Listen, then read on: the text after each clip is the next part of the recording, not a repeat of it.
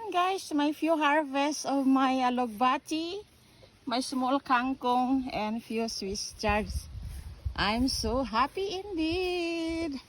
Thanks for watching, Love Nensky. Look at our weather forecast.